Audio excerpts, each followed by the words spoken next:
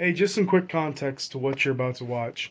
Uh, it's a video I recorded more than a few weeks ago about a project that was ongoing at the time and is now finished. I've already got paid for that job, so unfortunately there's no more further information about the scooter, but you can still hear about all the plans for it and all the things I wanted to do for it and what I ended up doing. Alternatively, right there, is that rear axle I was talking about in the video. Ren, say hi. Hi. So this is the condition I got it in. Well, not exactly the condition I got it in, but it did come with a perfectly balanced battery, fully charged. No cracks, I don't think, in the plastic. All the brakes in working condition. It doesn't look like anybody's ever been into this, but I have seen there is one spot where somebody did lay it down. There, you can see that pretty well. But the front suspension was the entire issue. What ends up happening on these is inside these linkage arms they have right here. These are anodized aluminum. They're not steel of any kind. And what ends up happening is the little cup that they have recessed on both sides of this that sink in ends up wearing out, and it elongates that hole. And also it wears down the material where it's squeezed together because the bearings don't roll perfectly in these. So what ended up happening is the entire end would flop back and forth like this. So if you had weight on the scooter, it wouldn't seem so bad. But if you hit a bump or you were to wiggle the head tube back and forth, you'd see the entire front end just flops. If you were to lift the end up, you would just flop the front end back and forth. And that was the same on the bottom ones and the top ones. Not just in the front, but also in the back. So what I ended up doing to fix this issue was they have these little spacer sleeves that go in between here, between both sides. If I needed these to squeeze a little tighter, I took all these sleeves out, all 8 of them, and I shaved them down with a flap wheel. They're a little bit, just a half millimeter thinner. And what it does is it allows these to clamp on to the actual metal better, like they were initially. And now the slop is completely gone. This thing is basically back to 100% like factory new. It's not a permanent solution. Obviously the permanent solution would be to replace these arms, but as far as I can tell, Mototech doesn't offer them. And that was a big hurdle that me and the owner went over trying to get that fixed. Obviously, also another thing that I had to work on was these screws for the headlights. They vibrate out because they were put in with no Loctite. So those were put in with some blue Loctite. That shouldn't come out. But as far as this whole scooter goes and the wiring and everything, the way they run this stuff, it all looks very nice. Got quality components with anodized aluminum brackets. Key right on top, just like a regular switch key. I actually have the same key ignition in the electric motorcycle project I was working on a while ago. It works well, just simple bell. And let's see, if you turn it on, it's just got a very simple mono color LCD display. It's got gear 1, gear 2, and you can set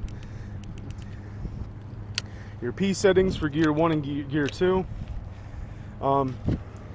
He tells me that he got this from a local shop that no longer sells scooters or electric skateboards.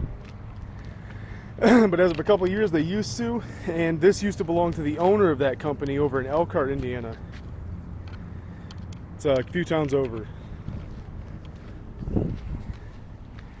So, from what I can tell, this thing hasn't been terribly abused. Like I said, the owner of this man, or the older owner of this scooter, is like a 75-year-old man.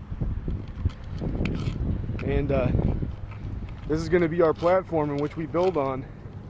We're going to replace that motor, the controller right in front of it, and the battery right in front of that. That's going to be a whole gut, and most likely we're going to end up losing this display. But I'm going to try to find a controller that uses the same display or uses a similar one. So I'll give you guys an update on that as soon as that's available. But this is just one of the projects that we're working on right now that I'm putting a lot of time and effort into. Maybe the universe works in weird and mysterious ways, but surprisingly, that's not even the largest It's not even the largest project I have going on right now, even though it is my first paid job doing this kind of thing that I love to do. Our largest project right now is a project for my brother-in-law, and I don't know if I've covered him on the channel before, but I don't think I have, because I think it was 3 or 4 years ago. I believe it was 4 years ago now. He lost his license. He's legally blind, but he can still see partially. And he also has issues with arthritis in his legs. So upon reapplying for his vision test for his license, he did fail. And because he has on disability and for his eyesight, he can no longer drive. So he lost his license entirely. He had to sell his vehicle, and he's been relying on his family and us just to get around. And I believe it was 4 years ago, we had some spare parts, and it was what we could afford at the time. And I threw together an electric trike that could carry him around town. Sorry about the wind noise. Could carry him around town, just around the local area, so he could go get groceries, he could go to the post office, he could go to some local shops, the library, anything around him, just so he can get, the stuff he needs. Like I said, his eyesight's good enough that he could tell where things are locally around him, but he can't, he obviously can't drive a vehicle, or he can't operate a vehicle legally. So, but even more heartbreakingly, he loved that thing. He loved that trike. It was the worst thing I always told him ever since I made it. Ever since I made it, I told him I wanted to replace it, or I wanted to work on it, or upgrade it, or do something to it to make it better for him. But ever since the day I got it to run, he goes, no, don't touch it, don't modify it, it's weird, it's Frankenstein-y, it's hilarious to look at. He liked it being weird. And I always thought that was surprisingly odd, considering, it was basically an electric wheelchair rear axle, one of the single motor dual drive axles, and basically welded up to a mountain bike frame. And he swore that he loved this thing more than any other vehicle he had, because this was uniquely his, and it was something that no one else had. And I was like, okay, well, he loves it so much, I'm gonna leave it alone and not mess with it unless it absolutely needed to be, like have something done to it, like when we changed out the tires on it, the tires that held a higher PSI, because he's heavier. Yeah, but he wouldn't let me touch it otherwise. And I believe it was last year now, it was chained up in front of his house, chained up to the front porch with a heavy gauge eyelet that was bolted through the porch. And somebody snuck in at early hours of the morning, I believe it was like 6, 7 a.m., cut the chain and took the bike. The battery wasn't in the bike at the time. It's just the controller and the salvaged motor and the bike frame and the tires. That's really all the whole thing was. But what gets me the most is that for years now, or for that whole year since last year, we've been looking around the neighborhood everywhere we go. Anytime we have a chance to cut through an alley and just look through someone's back garden, or whatever it happens to be, their front yard, their side yard, they're inside their shed if they leave the door open, just looking for that trike or parts of it, because I could identify every part of it. I made it.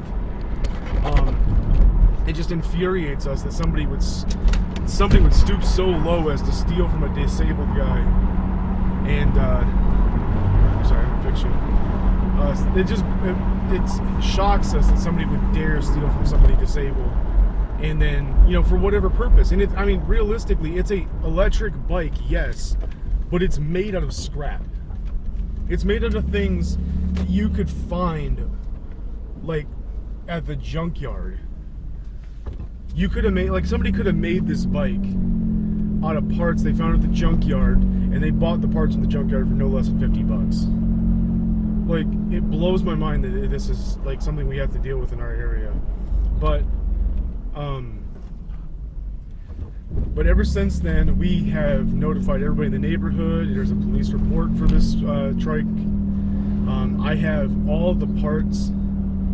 I have the receipts for all the parts saved from where I bought them online. Mostly the controller and the tires.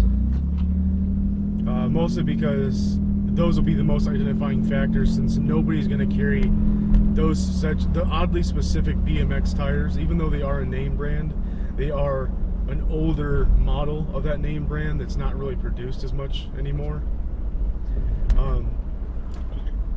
And obviously this specialty brushed motor speed controller I used, it's a brush motor e-bike speed controller that is not used on commonly available electric scooters. Not that even electric scooters are common around this area anyways. I mean, we live in semi-rural Indiana. I mean, the closest big city is like South Bend. I mean, there's not really a lot of people on the electric scooter scene in this area. So even finding like the cheapy, you know, to see somebody with your run-of-the-mill Razor scooter, like Razor electric scooter, would be a far cry. So the fact that we haven't seen somebody in this area with that trike yet is just mind-numbing. I can only imagine somebody turned it in for scrap. But that begs the question too. You know, these people, when people stole it, or whoever this was that stole it, they skirted around the one security camera on the property. They knew exactly where it stopped. They stopped right around the corner from it. So they had to have taken it out through the backside of the house where there was no security camera. And it just gets me. But okay, I'll tangent for too long. My point being is that the largest project we're working on right now is that I was taking some hold up. I guess he's not going. Sorry. The biggest thing we're working on right now is a replacement vehicle for him. And he had this amazing idea that we kind of wanted to work with. He wanted something large, you know? He wanted something...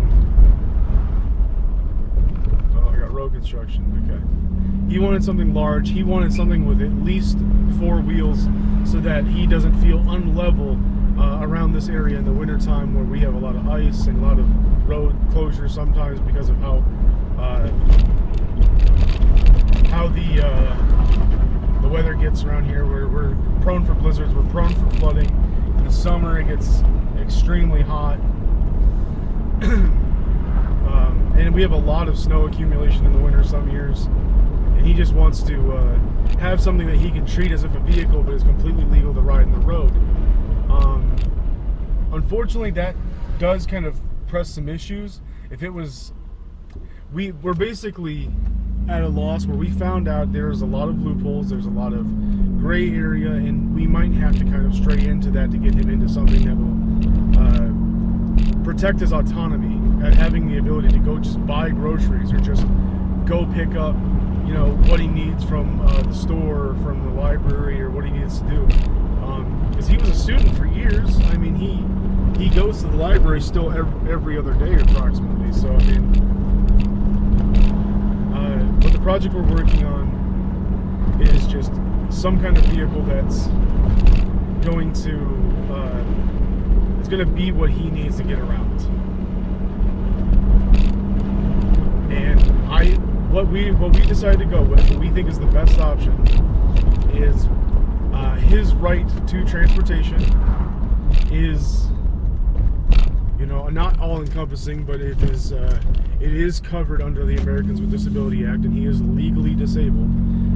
The only reason we wouldn't consider this if it was something like me making a toy or a project for myself.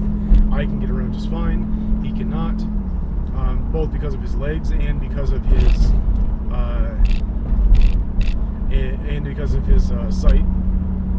So we live in an area where there's nursing homes very close to us. There was the option of putting him in a mobility scooter, but he basically flat out denied the right, the idea of you can try to use it. And I see why too. Not only is it not very useful in the winter months, especially here where it's winter feels like half the year. Actually, even though it's bright and sunny and over 70 right now, just 2 days ago, it was like in the 40s and dipping down nearly to the 30s at night. And that's what makes it almost impossible to use like a mobility scooter as a everyday drive. Not to mention, if you've ever owned one, especially with a brush motor, they have tons of torque, but they have virtually no speed. And he'd like to get there in a timely fashion. So what we've come up with is they do sell. We found out they do sell rear axles for things such as like electric ATVs. They sell axles for things such as electric ATVs, electric mini trucks, and electric carts. They use for industry or they use for recreational vehicles. Well, these motors can be below the legal 750 watt that's required for most electric vehicle sales in the US. Even though if it may not be technically within that same thing, we'd like to try to stay within at least parts of different laws if we can, because we already know for a fact that we are going to be kind of pushing some gray area with what is considered legal, and obviously it'll all be up to interpretation of local law enforcement as well. But from what we saw, because of the Americans with Disability Act, they do allow you to have any vehicle that facilitates your, obviously that doesn't require special licensing. Any method of transportation that facilitates your autonomy or being able to actually provide for yourself, especially in stuff like an emergency or in a cold weather system where he would end up having to be completely, 100% reliant on his elderly father or his still working mother, or us, when there's a chance that he's going to be at home, frozen, cold, hungry, and we're not going to be able to get out of our houses to even help him, especially his parents. If it was us, there's a way we could pull through to do it, but the thing is, he shouldn't have to rely on that. And especially when he has a grocery store about 12 blocks away from him, and he just needs to drive down to it.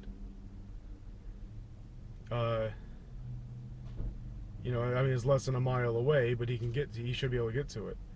And that's where this whole project started.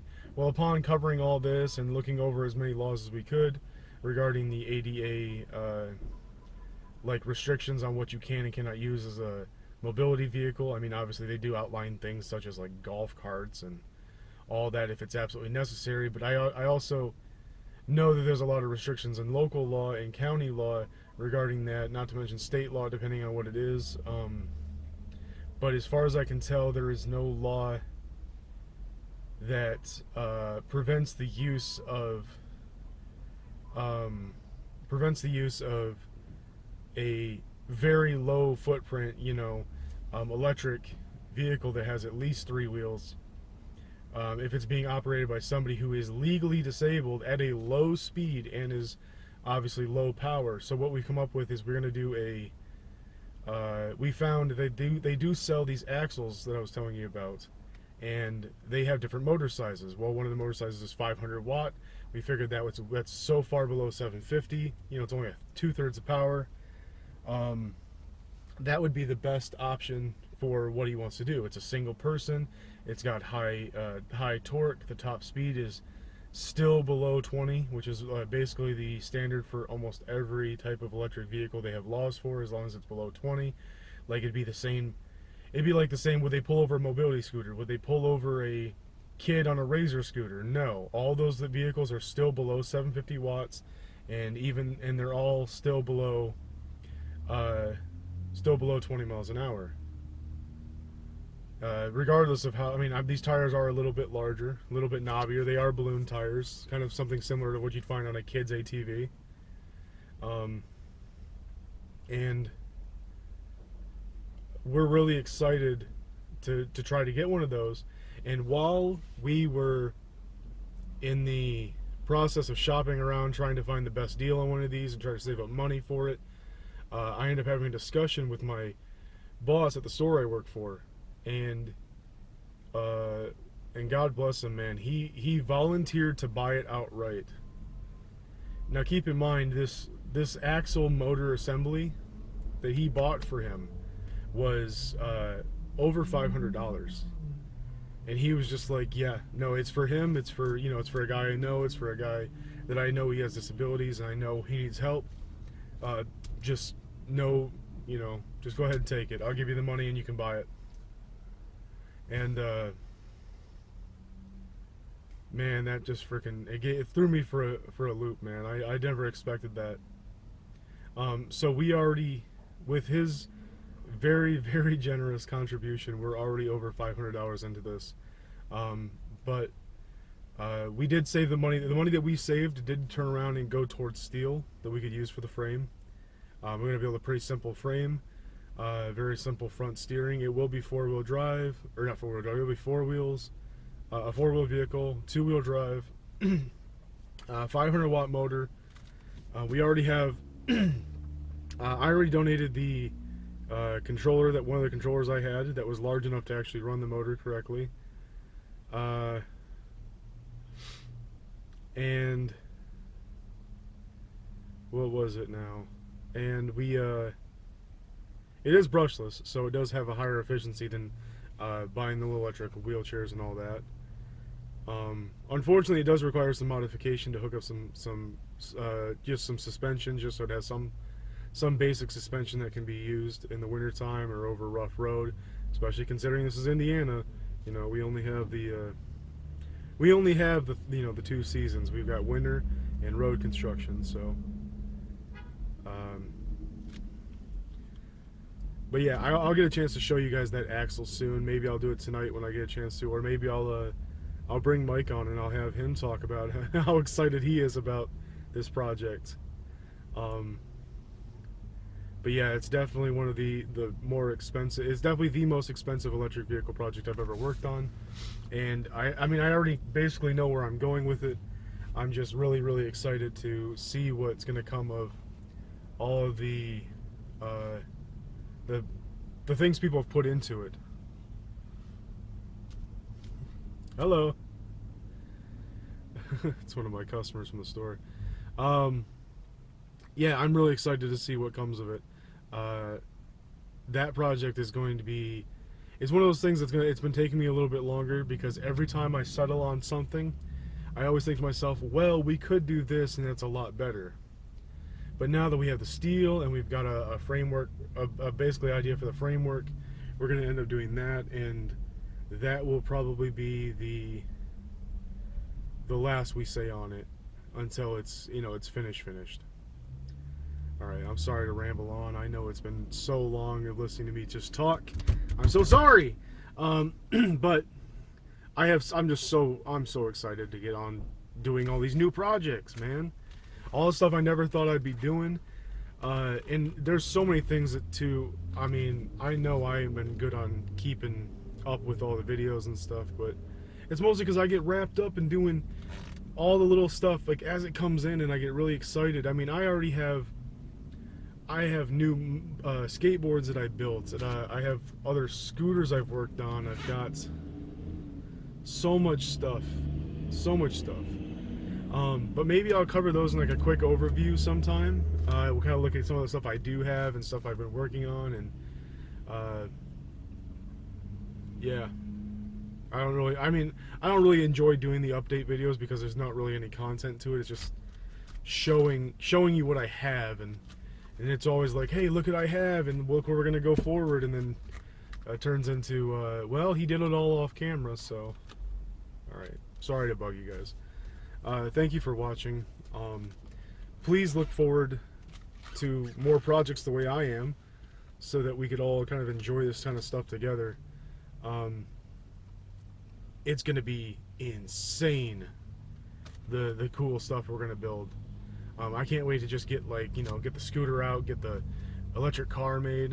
I'm going to call it the electric car project just for convenience, but yeah, the electric car project, that's going to be huge. And it's not just that too, we want to make it completely enclosed. We want to make it like an all-weather vehicle, similar to the small electric vehicles that you see people driving over in Europe, or the ones you see up in Canada right now, where they have the snow. You know, they got the maybe not a canvas top or something like that, maybe like a plastic top that fits over it. But yeah, man, so many ideas, but we're gonna make it really cool. Thank you for watching.